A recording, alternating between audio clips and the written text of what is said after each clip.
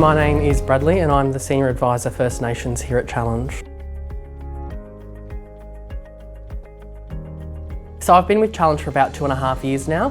Originally when I started with Challenge, I started primarily within the foster care team and transitioned over to work the wider Challenge in my current role as Senior Advisor First Nations.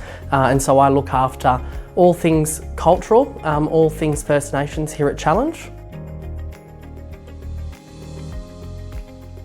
Prior to Challenge, I'd not worked in any identified roles, so it was definitely a new experience coming in. And I'd not just worked with Aboriginal and Torres Strait Islander children and young people either. So it was great to be able to just focus on that and be able to give back to my community. Yep, so I'm a Kamilaroi man. My family are from around the Tamworth area, so around here where we have our head office. I've always lived and grown up on Awabakal land in Newcastle, and most of my family have lived there for generations now, so I'm also very well connected down there. So not any 2 days look the same, I suppose. Since starting with Challenge, coming in where Challenge was very new, to experiencing culture across the organisation, I've been able to implement lots of different strategies, so one of those being the First Nations Practice Framework, which leads our people in the way that they work with our clients and our communities. We have also been able to get organisation-wide cultural training, which is great and run online, but also connections with communities so that our staff can actually go out and experience culture firsthand within their local communities. I also do a lot of consultative work, particularly in the foster care field, but also with our therapeutics and disability divisions as well, but every day looks different. The key elements of the framework really are around participation.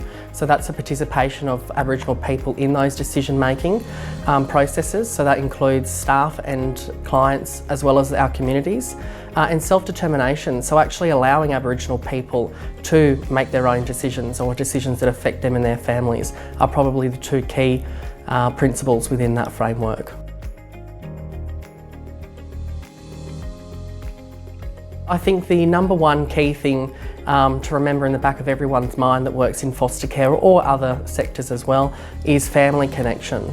It's crucial for our kids in foster care. They've been removed from family, and we know that as part of the healing process, we want family included. We want them to know that they matter. We want kids to be connected. At some point they're going to want to know who their family is, where their family's from. They're going to have relationships with their family, and it's key that we do involve the family and make sure that we're committed to keeping that kid connected. Jump into it. It was never a sector that I thought to myself, that's what I want to do, which is really interesting. And I've really found my passion here. I remember doing my first interview at another organisation where, my manager used to tell me that I was the wild card.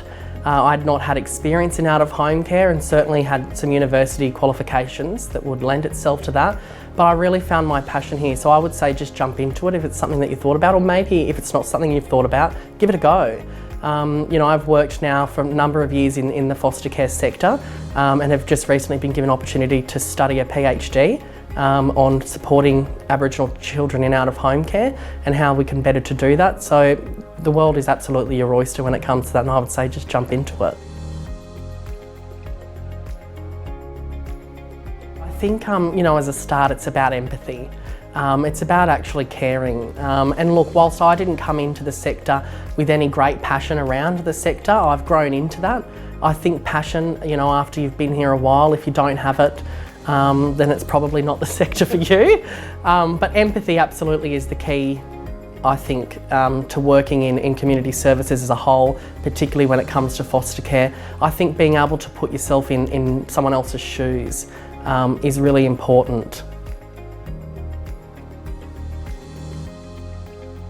For me, it's all about, what difference can I make for these young people?